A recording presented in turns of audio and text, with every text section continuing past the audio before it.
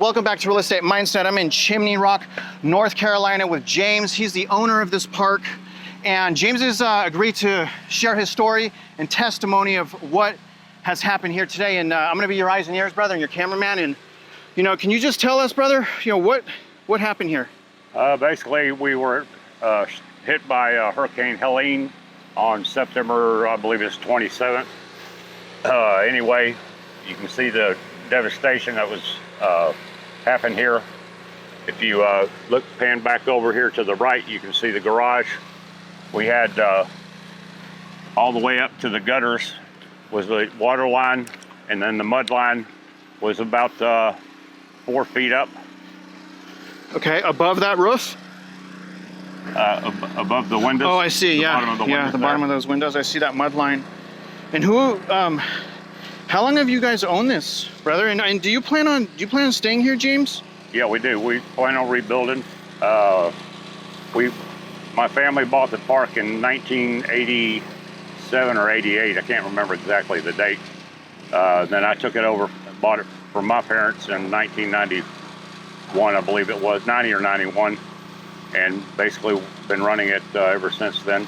And then my son and my daughter-in-law and grandchildren were running the campground for the last few years. And basically this storm hit us in here and pretty much did us in. James, is that some, that pile right there with the axles and wheels, is that some of the homes that you had here? I think you said you had 52 homes. The flood came in, you're only down to 13 homes. You didn't have flood insurance, and you plan on staying. The road's gone. I mean, let me ask you, brother, just so we know, and I've met you, with what little time I've met you, I know your heart, I know you love here. Could you explain to these viewers right now why you're staying here and what you plan on doing? Well, I plan on staying here, and we plan on rebuilding. Right now we have a temporary road coming through the campground, so we're going to repair as much of it as we possibly can, and then try to make some agreement with DOT, either compensation for the land or maybe them purchasing the park. I'm not sure what's going to happen yet. I haven't been told anything, so we're just going to concentrate on what we can do and what we can get done. Okay, very good. And one of the things that I told James, this is for the viewers real quick, man. One of the things I told James is we're gonna leave the chainsaw here. We're gonna donate the chainsaw to your camp here, right, so you could use it and hand it out. Up above the way, there's another community called Bat Cave. I'm not gonna be able to get there, but we're gonna donate that. We're also gonna donate water tests as well. And the last thing, can you tell us, James, and I may help you, but is there any way that we could give back to you? Because obviously there's, and I'll pan again, there's a lot left to do. So how can people help you right now? Just basically, we need heavy machinery and volunteers to help work it out. Do you have a GoFundMe account? No, I don't. Okay. So not for the park. We have one for the personal, but nothing for the RV park. Okay, you have a personal. Do you want me to create a separate one for the RV park that I could help you with? That's entirely up to you if that's what you'd like to do. Would that help you? Yes, it definitely would help me. All right, so I'm gonna create a different GoFundMe. Can you give us a tour and explain, what happened here exactly? Yeah, basically, this is called the Rocky Broad River. It's fed from 3 rivers, one out of Asheville, North Carolina, one out of Hendersonville, North Carolina, and one out of Black Mountain. And then this feeds down into Lake Lure, and that's where the dam controls the level of the water. Basically, that Hurricane Helene brought in so much water so fast that there was no way for them to slow it down or anything. And you had a house as well, you said, that got washed away up here. Is that, and also, where were the other homes? Here's some of your homes here. Obviously, we need a lot of support, first of all, brother. And again, I'm gonna do that GoFundMe. We're gonna do the best we can, but here's some of the homes. Where were the other homes? Were the other homes? Well, they were all lined up down the riverside, and basically it just pretty much took everything here and everything across the way in the other campground from there. And they probably about I don't know, 75, 85 feet higher, and it basically took all their riverside RVs out also. Is this a family business as well? Yes. Did you have insurance? Well, I had insurance, but they're Flood? saying it was a flood, but it wasn't a flood. It was, if the Hurricane Helene didn't come in here, this would have never happened. How are they? Do you think your insurance is going to help out at all, or no? And now they're telling me that there's no coverage for that. What about FEMA? I haven't really got much help out of them at all. Can you show us where your house used to be and road used to be? I want viewers to understand, James, that that you're a one-man army, that the only one that's helping you right now is the community here, Chimney Rock, people coming from out of state. How are you dealing with this, brother? I mean, when I met you, you seem upbeat. We prayed before this, and I'm not trying to push my religion, but can you just tell us what you're doing to hold on and give us some hope to some other people that are watching this that maybe have lost hope because they've been devastated and maybe they haven't had, the community help them like you're getting some today? Well, I'm just trying to hang on and keep strength and get it all done. You pray? I do every day. Very good, man. I won't go into it much, but so this is your property, and this property here, that road is your property. Is the river where your property used to be? Yes, yes. So there was so much water that it basically it reformed this land. It diverted itself further over towards my property. And if you notice all the big boulders there, they're actually trying to build the wall over there and push the river back over where it was supposed to be. That's the understanding that I have. I'm not 100% sure about that, but it seems to be that's the way it's heading to, because my property actually went out to where that wall is. Okay, the rock wall? Yeah. Can we go up there a little bit more? And how much was, so you have 13 homes, but how much was salvageable, James? I mean, obviously there's no one living here yet. No, this house here is pretty much destroyed. Of course, the building. And then I had 3 RVs sitting here in the middle. And they're all 3 destroyed. We've already taken most of it out and destroyed them. But the ones that are functional basically is lot 27, 28, 29, lot 30, and all the back line. They all seem to be okay. The ones that are a little bit higher up off the ground? Right.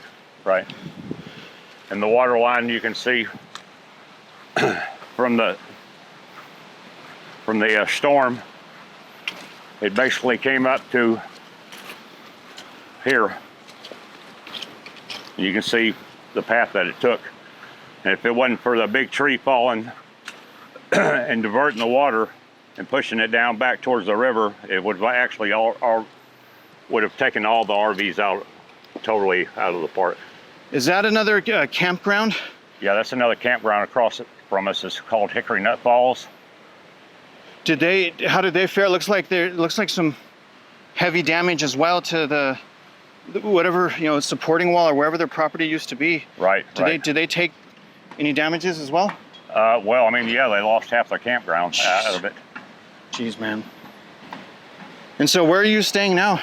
I'm staying up here at a buddy of mine's place, Dwayne and Travis Plumley. Okay. And how can people best help you right now? Basically just, like I said, volunteers and heavy equipment. We still got a lot of debris and a lot of cleanup to do, and basically all the electrical, the plumbing, it's all gone. The septic tank's gone. That's going to have to all be rebuilt. And how much more help, do you think you need? Do you guys, or how many more months? Just so people understand that there's no shortage. It's not going to be months. It's going to be years. And so, would you just encourage anyone, if it's on their heart, to come down here to help y'all, just to show up? Hey, the more the merrier. I've learned not to say no, that I don't need help.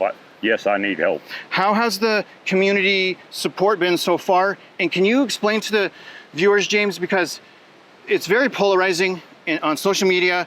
Most people are just holding a phone up, looking at destruction.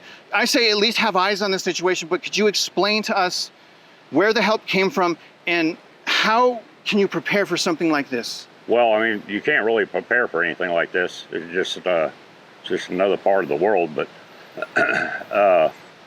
as far as the help that's been coming in, there's two groups here. One of them is Spokes for Hope, that's located in Chimney Rock, and the other one is located up in Bat Cave, and it's Savage Freedom Group, and they're donating time and material and whatnot to try to keep people going.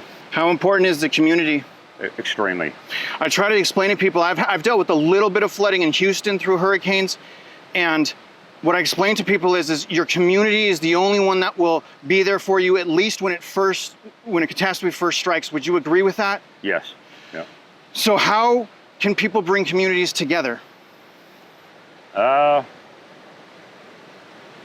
basically spend more time meeting your neighbors and whatever works best for you. Maybe not walking away when someone needs help. Right. I just wanted to say, man, you know, you've been an amazing host. You've tried to feed us. You've taken your time to do this video. I know it's a little bit uncomfortable when someone throws a camera in your face. I'm really sorry about that, but I hope that you understand that, you know, the community of Real Estate Mindset, we want to support people that need help. We can come together, Americans helping Americans. I wanted to show you, I want to show everyone else that I drove from Houston because I love you, and I don't even know you because you're an American, and I want to be part of your community, and I want to help you. Can you explain what's going on with these official vehicles down here? Like, you know, so they took over your land to build a road so they can go to the community up the way, which is Bat Cove. Bat Cave. Is that right? Or Bat Cave? Yes, that's okay. Correct. They're trying to join the two communities so that they can basically repair the road. I'm not sure exactly what their plans are down the road, but so basically this road's going to be here for God knows how long. So basically that's just put me at an idle situation, and basically this was my income for me to survive, and it's pretty much gone. This was your income? Yes. Yes, this is all my income. Like I said up there. Yeah, let's show them where your house is. It's not a lot of, I'll be honest, James, there's not a lot of people that can, actually pretty much no one can make me lose my words, and I just want to apologize, man. I've lost my ability to even talk because I'm so overwhelmed. So but anyway, where this camper here sits, which I explained to you, that's Travis and Dwayne's camper. Then we had another camper right next to it, about maybe 10 feet apart. And then between that camper there was probably another 20 foot. And then I had a big shed there where I had my truck and my car and motorcycle and basically everything that I had to work with. And then my home sat there, basically, let me back up a little bit before I fall off this hill. Basically about where them rocks, where they're building the wall out there, that's about where my home was at. And then down along the river here, all the campers were actually out there in that road area. So anyway, I mean, I really don't know what to tell you. Well, I mean, do you plan on, you know, staying here till the end and rebuilding no matter what it takes? Yes. Yeah. Well, I'd be an honor to be a part of that, man. And here, let's walk down. I want to hand you the chainsaw and show you what little we can help with. But you know, to stay here is a remarkable thing, man. And to me, you're the American tale of tenacity. I've been here for about 24 hours, and it seems like you guys have a lot of resources. There's a lot of people. Is there any central command? Yeah, there's, like I said, the Spokes for Hope, the command center is down in Chimney Rock, and Savage Freedom is located up in Bat Cave by the Bat Cave post office. Do we want to test your water as well? Do you have a water spigot? Yeah, I have a well back here in the back. Okay, we'll test that, and I'm gonna just get you this stuff and do whatever you want with it, but just the donation to you. Again, I need your phone number though, okay? Oh, yeah, no problem. I'm so sorry I lost my words, man. I don't do That's that all right. ever, man. Hey. I've been through a lot of shit and I can't even talk because I mean, I feel like anything I say is disrespectful. I've tried to make speeches before and I couldn't do it. This is what we're gonna do, James. We have the water test right here. So we'll go test your well. I'll give you the results. We'll figure out what's in your water. We have this here. I got you safety equipment. It's a $291. This is completely for my community through GoFundMe, man. This is what little we can do. And I just wanted to say what an honor it was, sir. And you know, to the viewers, don't forget, come out here. There's a massive need for James. James, any last words you want to say for the viewers? Yeah, also we're set up as a base camp also with a pavilion where we're cooking and doing the best that we can with the little supplies that we got. Basically, we ran ourselves completely out of meat now, so now we're just eating just sandwiches and whatnot to keep going. What is the most, last thing was, what is the most important thing we can get you right now? Well, volunteers, heavy equipment, and basically meat and stuff, products like that. We do have quite a bit of canned foods and shampoos and things like that. We have extra clothes for to volunteer, to give to volunteer people, and gloves and things like that. Well, James, you're a pillar of this community. God bless you, sir. Thank It's you. an absolute pleasure, sir. Thank you. All right, let's go do that test. We've got the well house back here. Watch your head here. Yeah, thank you, brother.